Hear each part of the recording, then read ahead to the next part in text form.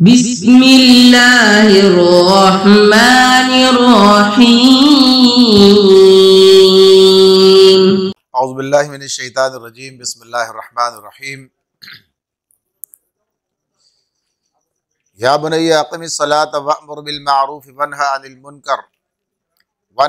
मुनकरि वस्बिर अला मा असाबक इन्न ज़ालिका मिन अज़्मिल उमूर वला तुसअ्इर ख़द्दका लिन्नासि वला तमशि फ़िल अर्दि मरहा इन्नल्लाहा ला युहिब्बु कुल्ला मुख्तालिन फ़ख़ूर वक़्सिद फ़ी मशीका वग़्दुद मिन सौतिक इन्न अनकरल अस्वाति लसौतुल हमीर। सदक़ल्लाहुल अज़ीम।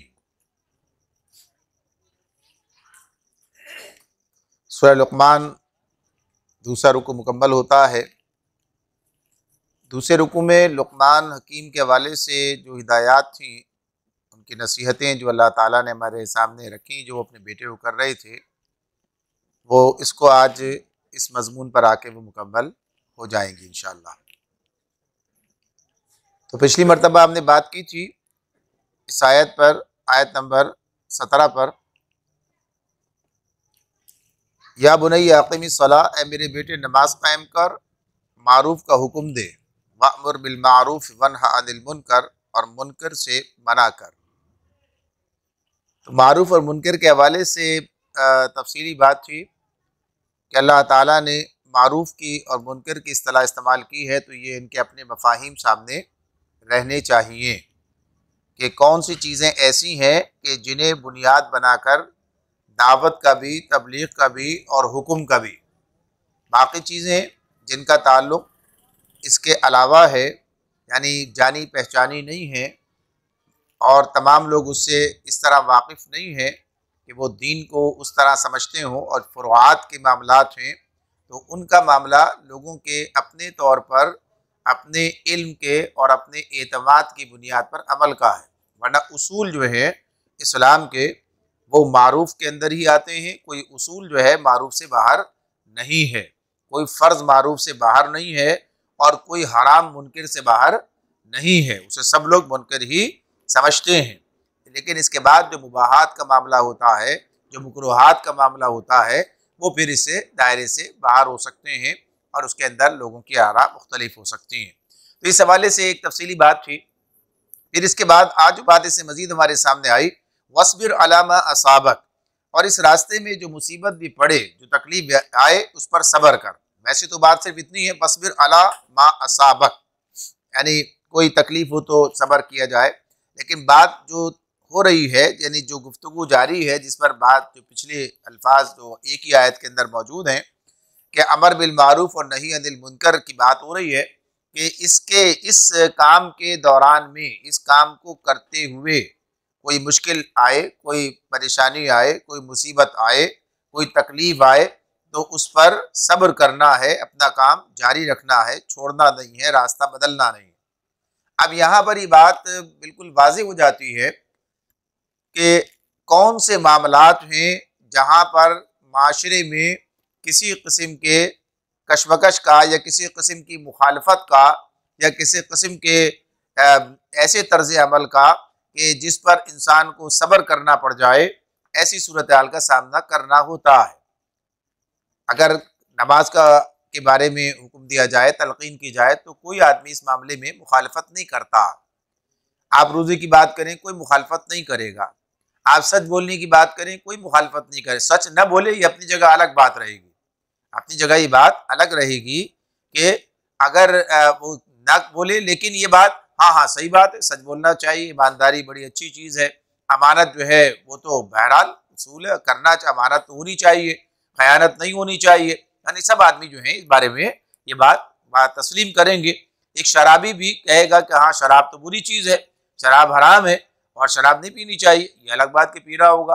लेकिन ये अगर उसे कहा जाए कि नहीं पीना चाहिए तो मना नहीं करेगा, इस मामले में कोई मुखालफत नहीं करेगा, कोई ऐसा किसी के खिलाफ महाज़ाराई नहीं करेगा, बल्कि मामला यही होगा कि ठीक है, मजबूरी है, फला है, उजरात तराशेगा, ये सब चीज़ें करेगा, या एक तरफ कहेगा नहीं और दूसरी तरफ जाके कर लेगा।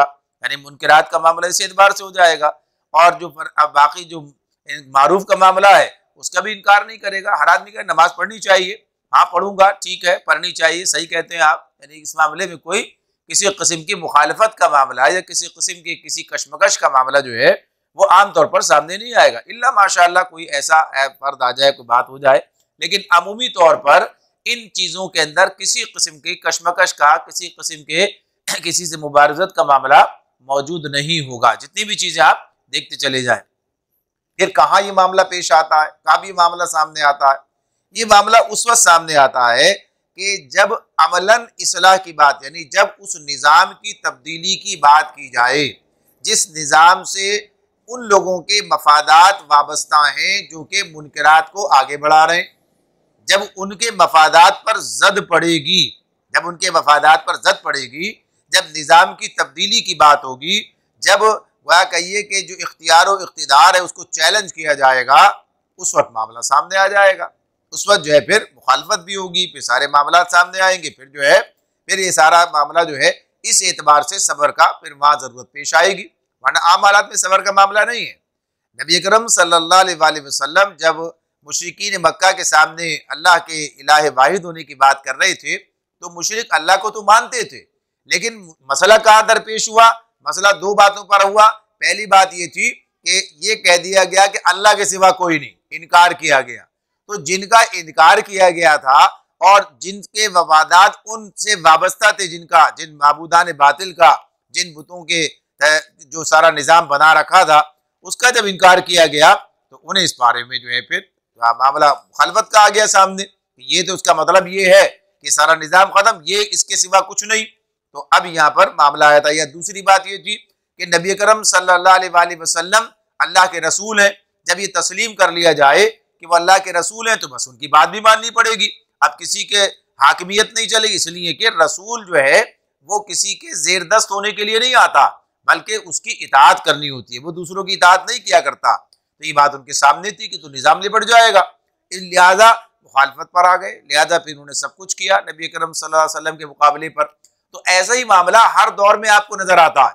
यानी अगर आप अच्छी अच्छी बातें करें, तलकीन करें, अच्छे अच्छे कामों की बातें करें, आप जो है नेकियों की बातें करें, आप फजाइल की बातें करें, आप वैसे कहें ये काम करना चाहिए, ये काम करना चाहिए और आइए ये किया जाए, और कोई ऐसा मामला जिससे किसी के मफाद पर जद न पड़ती हो, निज़ाम की तब्दीली की बात ना हो, इख्तियार व इख्तिदार के मराकिज़ को कोई ख़तरा ना हो, तो कोई मसला पैदा नहीं होता है। तो इस एतबार से जब ये काम किया जाता है, निज़ाम की तब्दीली की बात की जाए, इख्तियार व इख्तिदार को चैलेंज किया जाए, जब कानून के ज़ाब्ते के हवाले से शराब नोशी के खिलाफ कानून साजी की बात की जाए, तो जिनका मफाद उस सारे निज़ाम से वाबस्ता है फ़ौरन सामने आ जाएंगे, फ़ौरन मैदान में आ जाएंगे।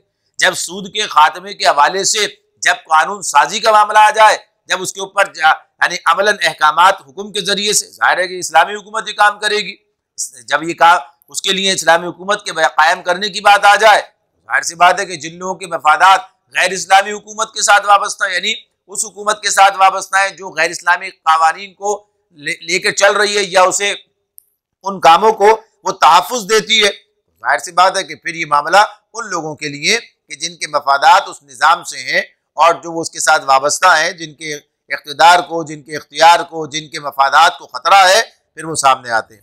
तो जब ऐसा होता है तो फिर मामला होता है कि डटा जाए, जमा जाए, कुर्बानी भी दी जाए, बर्दाश्त भी किया जाए, सब्र करके उस रास्ते पर आगे चला जाए, ना किसी लालच से आदमी मुतासिर हो, ना किसी डरावे से वो डर जाए, दोनों चीज़ें नहीं होती हैं।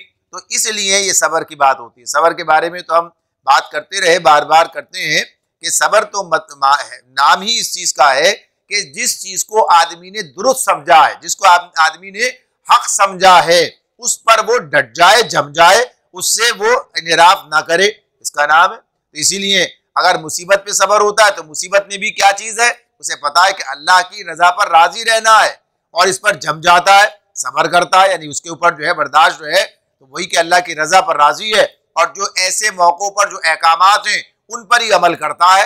कोई ऐसा काम नहीं करता जिससे अल्लाह ताला ने मुसीबत के मामले में भी मना कर रखा है, जैसे कोई बैन करने से मना कर रखा है, शोर शगफ करने से मना कर रखा है, शिकवे शिकायतें करने से मना किया। तो इस एतबार से ये चीज़ें जो हैं, तो हर मौके पर बात यही है कि जिस चीज़ को दुरुस्त समझाए, हक समझाए, उस पर जमा जाए। तो ये सब्र का मामला उसी वक्त पेश आता है कि जब किसी के मफाद का मामला उसके साथ तसादुम की बात हो जाती है, उसे खतरा लाक होता है, उस निज़ाम को खतरा लाक होता है कि जो बातिल पर चल रहा है और उसके साथ बातिल परस्तों के मफादात हैं, तो वो मैदान में आते हैं, मसला पैदा होता है। तो इससे पता चल जाता है कि मारूफ से मुराद ये भी है, जिसकी बात हम पिछली मर्तबा कर रहे थे, कि सबसे बड़ा मुनकिर ये है कि शरीयत मगलूब है, यानी इसे गालिब करना।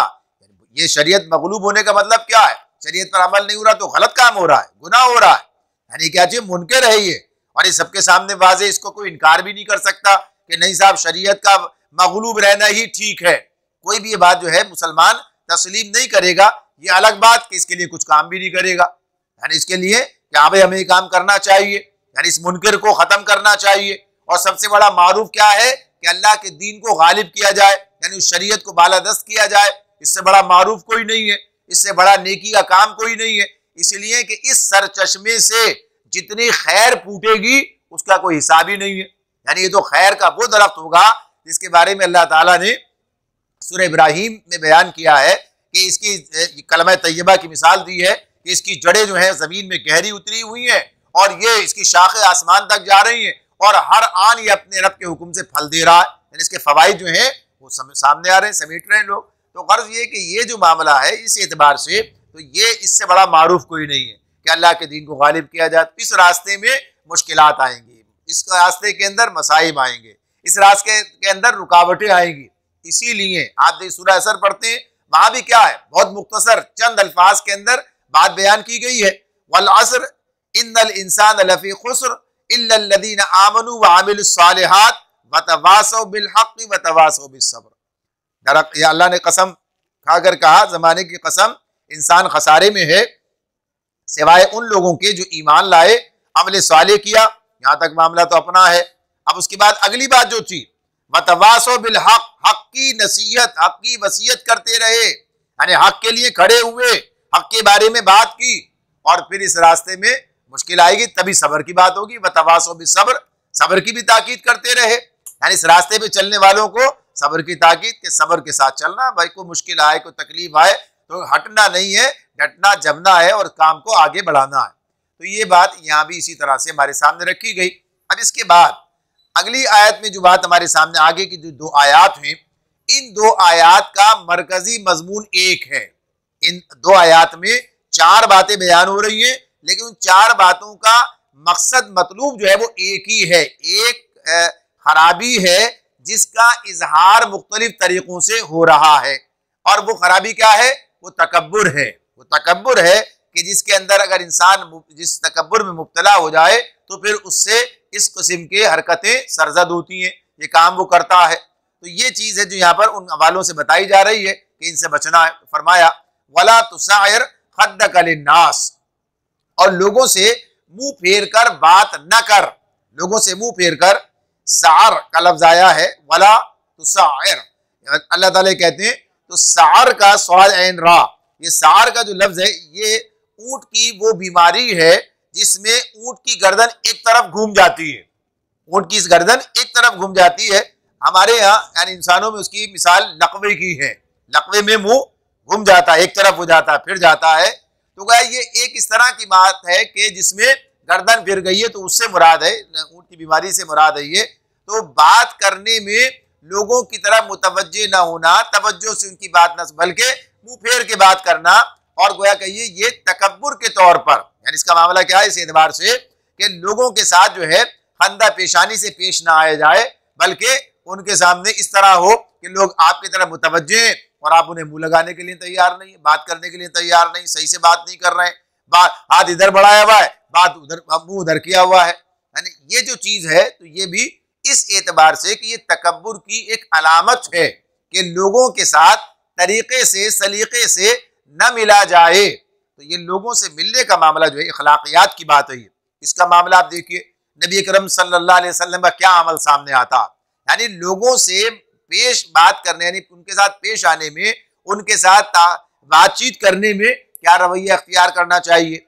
एक हदीस ज़मन में आपके सामने आती है, हज़रत आयशा रज़ी अल्लाह ताला अन्हा से नबी करम सल्लल्लाहु अलैहि वसल्लम ने फरमाया, यानी आप हुजरे में हैं, बाहर किसी शख्स ने आवाज़ दी है तो आपने नबी हज़रत आयशा रज़ी अल्लाह ताला अन्हा से कहा कि ये शख्स अपने कबीले का बुरा आदमी है, यानी उसके बारे में ये बात बताई आपने, और आप बाहर चले गए और बाहर जाकर फिर आप उससे खंदा पेशानी से मिले, यानी आप अच्छे तरीके से उससे मिले, आपने गुफ्तगू की, और फिर जब आप वापस आए तो आयशा रजी अल्लाह ताला अन्हा ने कहा, अल्लाह के रसूल आप तो कह रहे थे कि ये ऐसा आदमी है, आप तो इस तरह इससे मिले। तो आपने कहा कि अखलाकियात की बात बताई आपने, यानी जो खुलासा है उस बात का वो यही है कि आदमी के लिए बहुत बुरा है कि उसके बदअखलाकी की वजह से लोग उससे मिलना छोड़ दें। तो गर्ज ये कि ये बताया कि ये जो मामला है बुनियादी तौर पर ये आपने अपने अखलाक का मुजाहरा अपनी जगह रखना है, ये नहीं कि उसकी बुराई की वजह से उसके साथ जो है बदतमीजी से पेश आया जाए।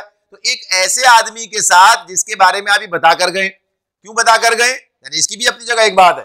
जाहिर है कि घर का मामला, नबी अकरम सल्लल्लाहु अलैहि वसल्लम हाकिम वक्त हैं, आपका मामला इस एतबार से इंतहाई अहम है और आपका घर भी इंतहाई अहम है। तो ये बता दिया कि इस तरह से पेश आते हुए कोई गलत फहमी पैदा ना हो कि समझे कि ये तो आपका दोस्त है, ये यानी आयशा रज़ी अल्लाह ताला अन्हा ये न समझ जाए, ये न समझ लें, तो बता दिया कि ये आदमी ठीक नहीं है। यानी जैसे आप किसी को बता देते हैं किसी के बारे में, आपको अपने किसी के मामले में पता है कि ये आदमी जो है किसी भी एतबार से, अपने किरदार के एतबार से, मामलात के एतबार से, माली मामलात के एतबार से, जिस भी हवाले से आप समझे कि ये आदमी ठीक नहीं है और किसी के साथ, तो आप बताएंगे भाई इससे जरा होशियार रहिएगा। यानी हमदर्दी में, खैर ख्वाही में, उसकी गीबत का मामला नहीं है ये, बल्कि मामला इस एतबार से है होशियार रहिएगा, आदमी मुनासिब नहीं है, यानी तजर्बे से बात मालूम है, ये बात पता है, तो ये पहलू है इसका।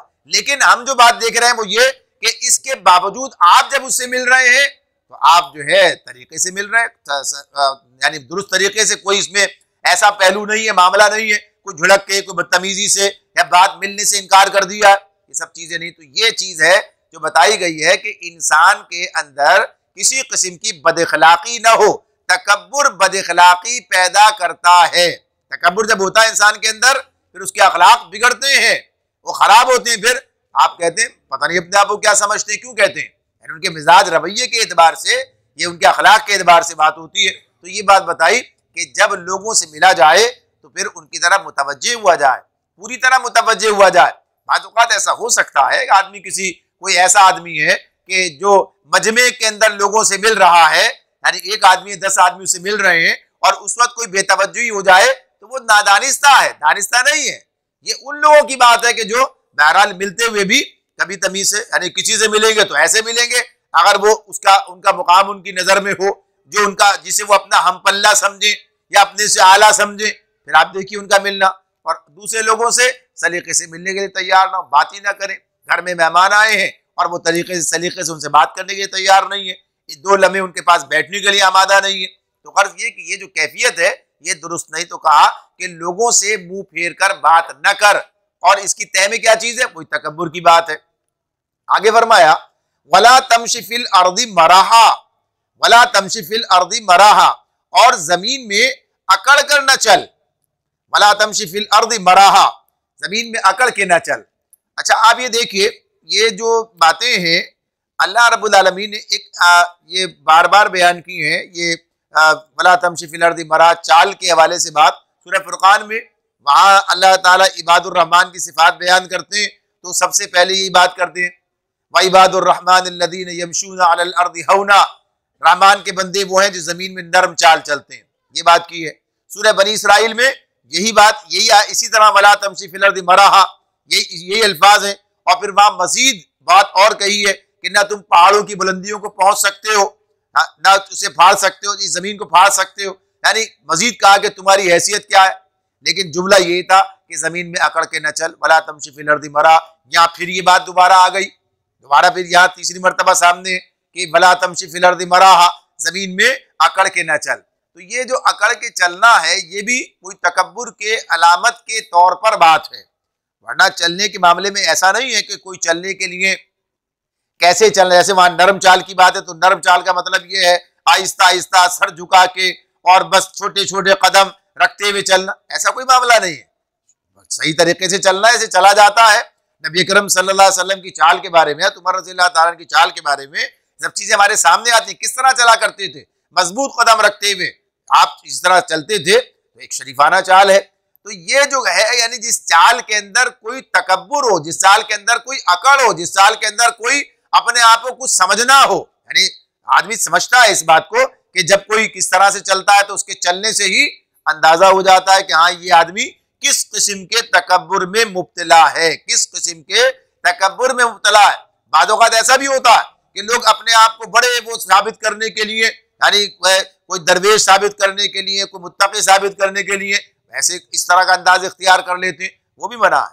यानी कोई मसनूई तरीका इख्तियार करना, कोई भी ऐसा काम करना जिससे लोगों पर कोई दूसरा असर डालना मतलूब हो, बुनियादी तौर पर एक शरीफाना चाल की बात हो रही है। आप देखिए इसका मामला इस तरह भी है, जैसे हम कहते हैं हमारे पास मुहावरे में कहा जाता है चाल चलन, कहते हैं ना चाल चलन कैसा है, तो चाल चलन का मतलब क्या होता है? चाल का मतलब तो चाल ही है, लेकिन हम भी उसे किरदार के मानों में इस्तेमाल कर रहे हैं। किसी के बारे में कहा जाए इसका चाल चलन कैसा है, तो इसका मतलब ये होगा इसका किरदार कैसा है। इसके बारे में आप ये जानना चाहते हैं कि इसका किरदार ऐसा है, तो जाहिर सी बात है कि ये भी उससे, उसके चाल से, उसके तरीके से, उसके उठने बैठने से, उसकी नशिस्त व बर्खास्त से उसके अखलाकियात का पता चलता है। और अखलाकियात इंसान के बारे में बताती हैं कि ये इंसान किस किस्म का है। अगर कोई आदमी जिसके जहन में तकब्बुर हो, वो कभी लोगों के साथ अच्छा मामला नहीं कर सकेगा। और वो घर जैसे आम तो रिश्ते हों, कोई ऐसा करने जा रहे हो, तो हम चाल चलन की बात करते हैं तो उसका देखते हैं कि मामलात कैसे हैं, किरदार कैसा है। तो ये चीज उसमें अपनी जगह मौजूद है कि तकब्बुर जो है, ये जो अपने खुद पसंदी जो है, अगर आगे जुमला यही है, इन्नल्लाह ला युहिब्बु कुल्ल मुख्तालिन फखूर, बेशक अल्लाह किसी खुद पसंद और फख्र जताने वाले शख्स को पसंद नहीं करता। खुद पसंद यानी अपने आप को हर वक्त अपनी तारीफ है, यानी ये जो अपने आप को कोई ऐसी चीज समझना और हर वक्त अपने ऐसे किस्से बयान करते चले जाना और अपने आप को बड़ी चीज समझना, अरे आपको क्या पता है, हमारी क्या बात है। यानी अपने मामले में इस एतबार से कि जैसे कि कोई बहुत ही बड़ा आला मामला हासिल है कोई, हालांकि ये बात अपनी जगह है कि इंसानों के अंदर ये इसमें तफावुत का मामला, यानी कोई कम कोई ज्यादा, इल्म के एतबार से कोई बढ़ा हुआ है, कोई नेकी के एतबार से बढ़ा हुआ है, ये चीजें होंगी। कोई आदमी तकवा के एतबार से बढ़ा है, कोई आदमी इल्म के एतबार से बढ़ गया है, कोई आदमी किसी और मर्तबे के एतबार से बढ़ गया है। लेकिन ये चीजें क्या है, ये उनके अंदर, अगर आदमी ठीक है तो ये चीजें उनके अंदर अकड़ पैदा नहीं करती। ये चीजें, इल्म का मामला क्या है, जितना आदमी के अंदर इल्म ज्यादा होगा उतना ही उसके अंदर तवाज़ु आ जाएगी। तवाज़ु का मतलब क्या होता है, इनकिसारी, यानी लोगों के साथ नरमी से पेश आना, झुक के मिलना, यानी तमीज के साथ मामला करना, कोई अकाल, कोई अपने आप को बड़ी चीज समझना, ये नहीं होगा। इल्म का नतीजा है ये इल्म का नतीजा है। तो इल्मी बड़ापन जो है वो यही है। तो कहा है, ये बात कही अब्दुल्लाह इब्न मसूद रज़ियल्लाहु ताला के वाले से बात आती है, तो कहते हैं लैसल इल्मा कसरतुल हदीस वलैसल इल्मा कसरतुल खशिया, यानी कसरत इल्म का मतलब ये नहीं है कि आपको कसरत बहुत सारी हदीसें याद हैं। लैसल इल्मा कसरतुल हदीस, यानी बहुत सारा जो है ये आपको मालूमात है, आपको इल्म हासिल है, बहुत सी हदीसें याद हैं, बहुत सी आयतें याद हैं, बल्कि क्या है, असल इल्म ये है कि आपके अंदर खशियत ज्यादा हो गई है, यानी अल्लाह का डर ज्यादा पैदा हो गया। जो इल्म इंसान के अंदर खशियत पैदा ना करे, अल्लाह का डर पैदा ना करे, इनकिसार पैदा ना करे, वो इल्म नहीं है। ये बात अपनी जगह पर है, वाकया ये कोई मसनूई बात नहीं है, मसनूई चीज नहीं है। इसलिए कि इल्म के नतीजे में इंसान को पता चलता है, उसका अपना मुकाम भी जानता है। यानी ये इल्म के बारे में एक जुमला ये कहा जाता है कि जब इल्म हासिल किया तो पता चला कि मैं तो कुछ भी नहीं जानता हूं। यानी इंसान जब अपने आप को जब उस समंदर में देखता है तो फिर अपनी बेबजाती को, अपनी बेहकीकती को महसूस करता है। और जिस आदमी ने वो देखा ही नहीं है वो समझता है कि वही सब कुछ है। यानी जिनके पास कोई मामूली सा इल्म है, वो समझते हैं कि शायद सारे जहान का इल्म उनके पास है। चंद सुनी सुनाई बातों से वो अपने आप को पता नहीं क्या चीज समझने लगते हैं। जैसे कहते हैं ना कि अदरक की गांठ लेके पंसारी की दुकान खोलने के लिए चला गया बंदर। तो ये कैफियत जो है ये लाइल्मी है। इल्म तो उसे बताता है कि उसकी हैसियत क्या, उसकी हकीकत क्या है, और फिर अल्लाह के साथ मामला और सारी उसकी अपनी बेबजाती की कैफियत, तो गर्ज ये कि ये पैदा करता है। इसीलिए कहा है, इसीलिए बात कहते हैं करते हैं तही मग सना आप अपनी, बल्कि यूं कहिए रुतबा देता है जिसे उसको खुदा देता है। रुतबा देता है, अब रुतबा कोई सा भी हो, कैसा भी हो, रुतबा देता है जिसे उसको खुदा देता है। वो दिल में फरूतनी को जा देता है। फरूतनी क्या है? यानी वही आजी इनकिसारी, दिल में, दिल के अंदर आदमी के अपने आप को, अपनी हकीकत को पहचाने वाकया है। आदमी अपनी हकीकत को पहचान लेगा तो उसके अंदर कभी किब्र नहीं आएगा, कभी बड़ाई का कोई ऐसा तसव्वुर खन्नास उसके दिमाग में पैदा नहीं होगा। यानी तकब्बुर नाम है दूसरों को हकीर समझना और हक को ठुकराना। तो ये दूसरों को हकीर समझने का तसव्वुर उसके अंदर पैदा नहीं होगा। अगर इंसान, अगर वाकई उसके अंदर ये बात समझ में आ गई, पैदा हो गई है, तो ये कहा नबी, ये बात कही जा रही है कि रुतबा देता है जिसे उसको खुदा देता है। यानी अपना आदमी का कोई कमाल नहीं है इसमें, अल्लाह ने फजल कर दिया, अल्लाह ने मेहरबानी फरमा दी। इल्म दिया तो अल्लाह ने मेहरबानी कर दी, मर्तबा दिया तो अल्लाह ही ने कर दी। यानी वरना तो सारी दुनिया घूम रही है, और भी बेशुमार लोग हैं, क्या खुसूसियत है भाई किसी में? अल्लाह ने मौका दे दिया, तौफीक दे दी, इस तरह के हालात पैदा कर दिए, तो सब अल्लाह की फजल, उसी की तरफ से बात है। और सामान्य आजमाइश है, सामान्य आजमाइश है कि इल्म पाकर क्या किया, जिम्मेदारियां बढ़ गई हैं, इल्म पाकर क्या किया है, रुतबा पाके क्या किया है। तो रुतबा देता है जिसे उसको खुदा देता है, वो दिल में फरूतनी को जा देता है। आज इनकिसारी करते हैं तही मग़ज़ सना आप अपनी, यानी जिनके पास अकल नहीं है, दिमाग नहीं है, करते हैं तही मग़ज़ सना आप अपनी, यानी अपनी तारीफ में रद्बुल लिसान है, खुद पसंद, अपनी तारीफें, खुद अपनी तारीफें करते हैं। कभी भी माशरे में ये बात पसंदीदा नहीं रही है। जो लोग खुशामद पसंद होते हैं और जो लोग खुशामदी होते हैं, वहीं ये मामला चलता है। खुशामद पसंद तो बातें करते हैं ऐसी, और जो खुशामदी अपने मफाद के चक्कर में वो खुशामदें करते हैं। यानी बताओ आज आपकी क्या बात है, कमाल। तो इस एतबार से ये चीजें जो है कहीं इस्लाम के अंदर इनका कोई मुकाम नहीं है। इस्लाम एक ऐसी शख्सियत बनाना चाहता है मुसलमान की जो हर एतबार से बेहतर है, हर एतबार से एक मजबूत शख्सियत है। और फिर जाहिर है ऐसे लोग दुनिया में कोई बड़े काम कर सकते हैं, जिनके अंदर खुद पसंदी हो, जिनके अंदर खुशामद पसंद जो लोग हो, वो कोई बड़ा काम नहीं कर सकते।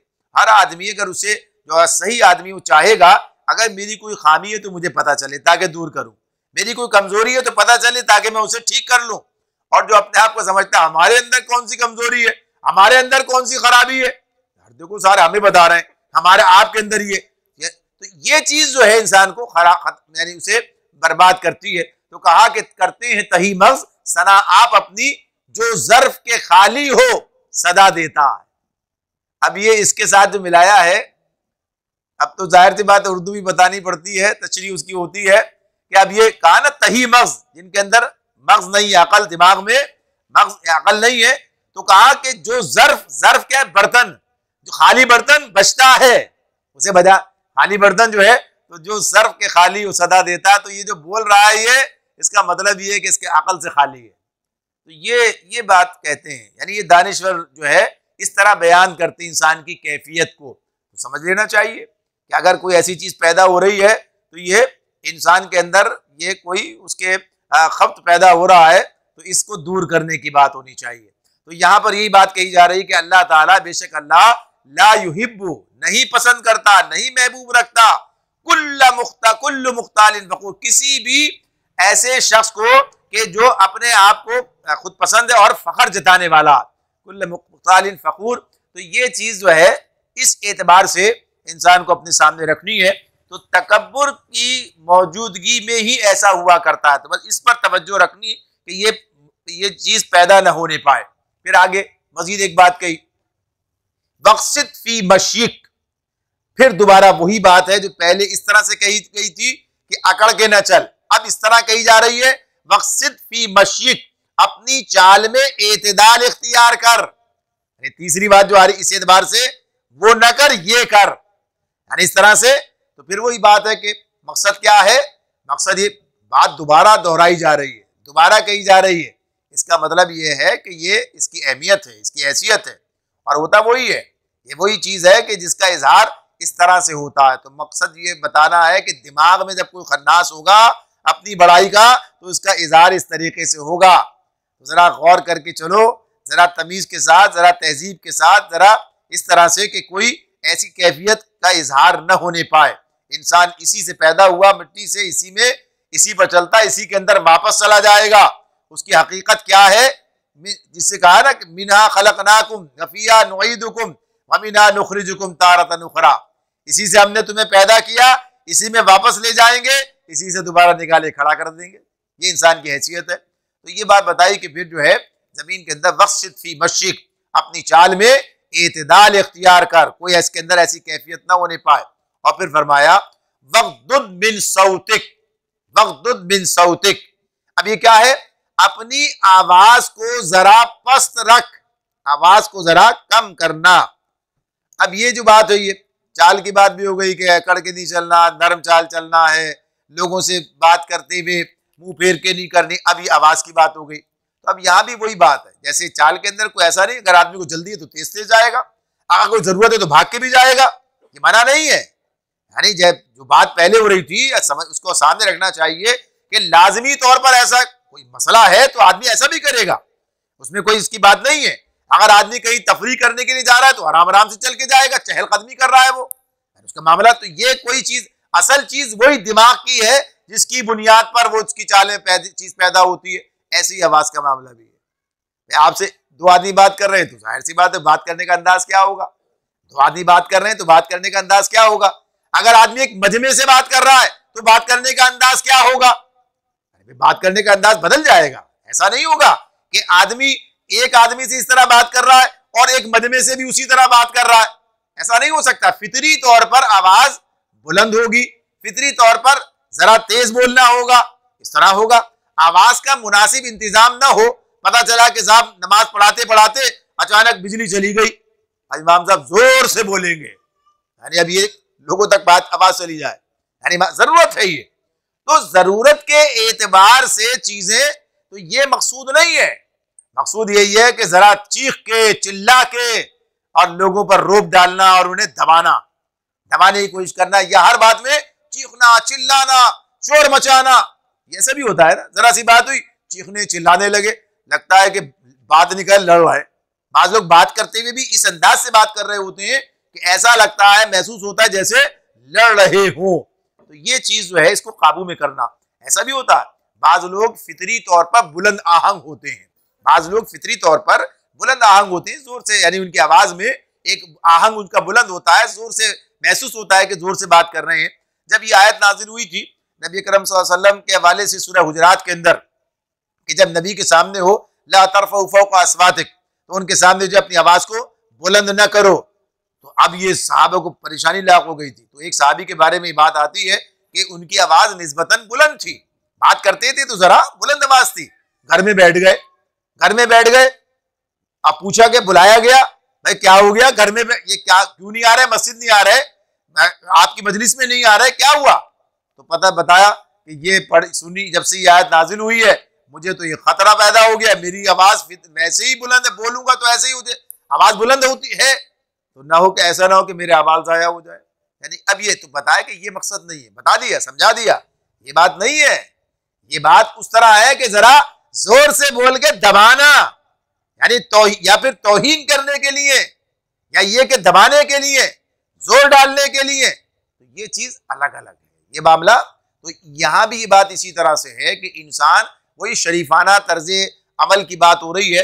वरना जाहिर है जब आप किसी से गुस्से में होंगे तो बात किसी और अंदाज से करेंगे। सरजनिश कर रहे हैं किसी को, गुस्सा कर रहे हैं आप किसी पर, बच्चे पे कर रहे हैं, शागिर्द पे कर रहे हैं, किसी जगह भी कोई बात है, गुस्से का इजहार है, तो आवाज की टोन बदल जाएगी। अगर आप किसी से और प्यार से मोहब्बत से बात कर रहे हैं तो उसकी आपकी आवाज के अंदाज दूसरा होगा। किसी मशवरे की बात हो रही है तो अंदाज दूसरा है। यानी हर मामले में अलग अलग है। मकसद क्या है कि चीखना चिल्लाना शोर मचाना इन चीजों से मना किया। तो इसीलिए क्या कहा, वक्दुद बिन सौतिक, अपनी आवाज जरा पस्त रखो, नरमी से।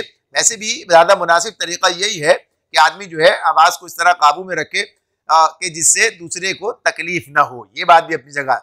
आप तो ये कहते हैं ना आजकल के जमाने में बड़ी बातें आती हैं, आजकल के जमाने में ये जो कहते हैं ना पॉल्यूशन का मामला जो है, ये जो माहौलियाती जो खराबियों का माहौलियाती जो खराबियां पैदा हो रही हैं, इसका आलूदगी, माहौलियाती आलूदगी। आवाज बहुत बड़ी माहौलियाती आलूदगी है। आवाज जो है माहौलियाती आलूदगी में इसका बड़ा किरदार है। आप देखिए पता चलता है घर से निकलता वो जोरदार तरीके से, आप आजकल वो हमारे घर के सामने से गुजरते हैं, वो रास्ता बंद है WR का, तो उधर से वो इतना सा रक्षा है और आवाज उसमें, यानी जो रिकॉर्डिंग हो रही है, जो गाने बज रहे हैं उसके अंदर, आप घर में बैठ गए तो पता नहीं क्या हो गया बाहर, पता नहीं कौन सा ऐसा लाउड स्पीकर लगा हुआ है। यानी जो आलूदगी ये है, खुश है इसमें या ठीक है साहब, ये तो उसको क्यों लगाते हैं वो, इसीलिए कि लोग उसमें बैठना ज्यादा पसंद करते हैं, इसीलिए वो कारोबार है उनका। ये सारे जो बस वाले और ये सब जो करते हैं ये इसी एतबार से हैं, यानी यही कैफियत है उसके अंदर। लेकिन ये बात कि ये सब चीजें क्या है, ये वही उसी आपकी माहौलियाती आलूदगी का मामला। इस्लाम तो हर मामले में एक तरीका, यानी जरूरत है तो बात की जाएगी और गैर जरूरी तौर पर खामखा शोर नहीं मचाया जाएगा। खामखा आप जो है कोई ऐसा काम नहीं करेंगे। नबी अकरम सल्लल्लाहु अलैहि वसल्लम ने नमाज के लिए भी कहा कि ना इतनी बुलंद हो ना इतनी आहिस्ता हो, बल्कि दरमियानी तरीके से इस तरह से जो है वो काम किया जाए। और किसी भी एतबार से कोई ऐसा मामला, कोई ऐसा तरीका जिससे खुद इंसान की अपनी तबीयत में खराबी पैदा होती हो या दूसरों पर उसका असर होता हो। एक मौके पर सहाबा कराम ने जरा जोर जोर से बात या कहा, यानी कलमा या कोई तस्बीह पढ़ते हुए, तो अल्लाह नबी सल्लल्लाहु अलैहि वसल्लम ने फरमाया, ना तो अल्लाह माज़अल्लाह जो है वो बहरा है कि वो सुन नहीं सकता है, ना वो कहीं चला गया है।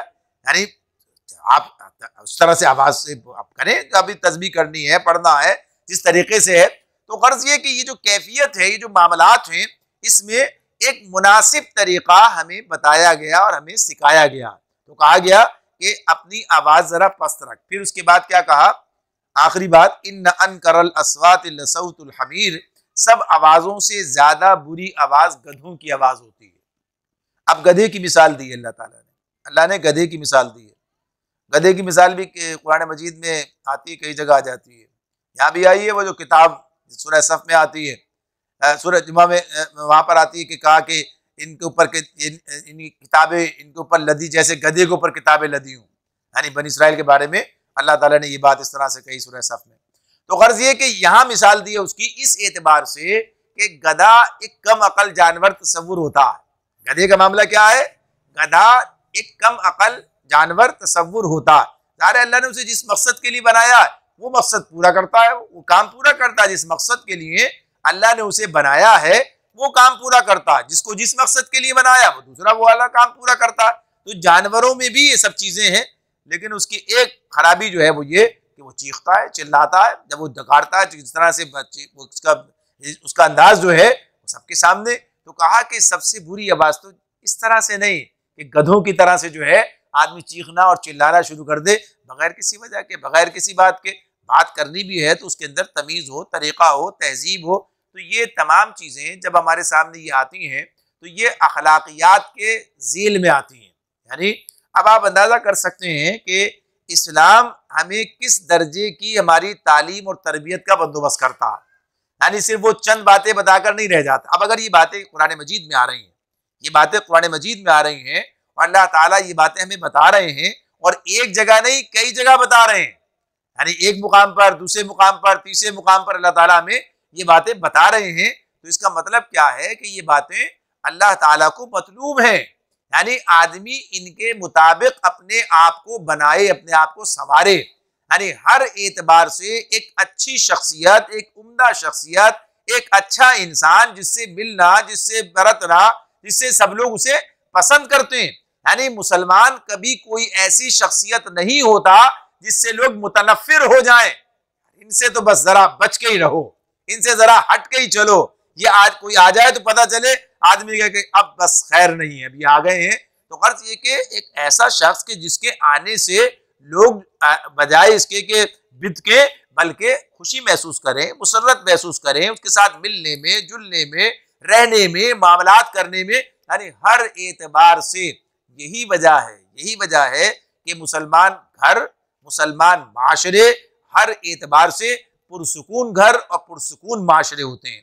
ऐसा नहीं होता कि वो घर ऐसे हो कि जिसके अंदर दोनों मियाँ बीवी इस तरह से बदतमीजी और बदअखलाकी और शोर और शगब और चीखना और चिल्लाना कि पता चलता है कि जो नस्ल तामीर हो रही है, जिस नस्ल उनके साथ जिसको वो तैयार कर रहे हैं, उनके साथ उनके बच्चे जो हैं, पता चलता है कि वो पहले दिन से इसी की तालीम लेके जीते हैं। यानी पहले दिन से उनके अंदर एक कैफियत पैदा होती है, उसके बहुत से मनफी असरात जो हैं वो उनके ऊपर आ जाते हैं और फिर उसका इज़हार पूरी ज़िंदगी उनके साथ होता रहता है।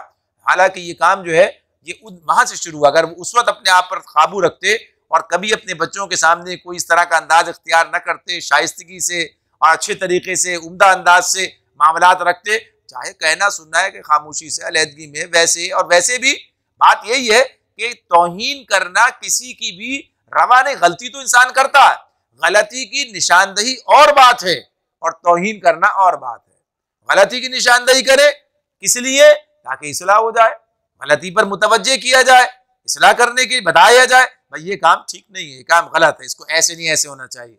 लेकिन कोई ऐसा तरीका इख्तियार करना जिससे तौहीन होती हो, तो फिर वही इंसान के दिमाग में वही बात कि दूसरों को हकीर समझना या दूसरों को गिराना खुद अपने आप को बढ़ाने के लिए। तो ये चीज़ें इस्लाम के अंदर किसी तौर पर भी काबिल कबूल नहीं है। तो इन चीज़ों का ख्याल रखना भी ज़रूरी है। अल्लाह रब्बुल आलमीन हमें समझने और अमल करने की तौफीक अता फरमाए। व आखिरु दावाना अनिल हम्दुलिल्लाहि रब्बिल आलमीन।